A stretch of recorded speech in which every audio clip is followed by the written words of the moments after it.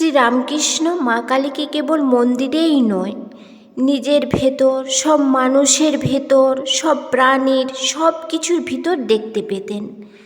তাঁর আগে যুগে যুগে কত মুনি ঋষি সাধক এভাবে সকলের ভেতর ভগবানকে দেখেছেন। একদিন পুজোর সময় মন্দিরে একটা বিড়াল ঢুকলো। তার ভেতর মা কালীকে দেখতে পেয়ে, খাবি মা বলে শ্রীরামকৃষ্ণ বিড়ালটিকে ভোগের লুচি খাইয়ে দিলেন। এমনি অনেক কিছু ঘটতে লাগলো। মামার কাণ্ড দেখে হৃদয় ভয়ে তটস্থ। কালীবাড়ির কেউ যদি এসব দেখে ফেলে কি হবে তাহলে?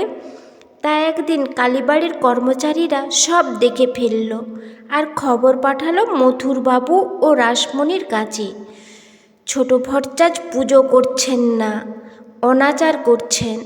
কালীবাড়ির লোকেরা শ্রীরামকৃষ্ণকে ছোট ভট্টাচ বলে ডাকত, রামকুমারের ভাই বলে। মথুরবাবু তো শ্রীরামকৃষ্ণকে জানতেন। তিনি বলে পাঠালেন, ছোট ভট্টাচ যেমন পুজো করছেন তেমনি করুন, তাকে কেউ কিছু বলো না, আমি গিয়ে দেখছি। মথুরবাবু কাউকে কিছু খবর না দিয়ে একদিন কালীবাড়ি এলেন, সব দেখলেন। দেখে মুগ্ধ হলেন, বুঝলেন শ্রীরামকৃষ্ণ এখন মাকে সাক্ষাৎ দেখতে পাচ্ছেন, তাই এসব করছেন।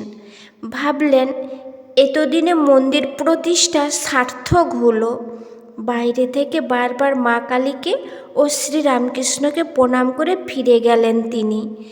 ফিরে গিয়ে কর্মচারীদের জানালেন, ছোট ভট্টাচ যেমন খুশি পুজো করুন, তাকে কেউ কিছু বলো না, কেউ বাধাও দিও না।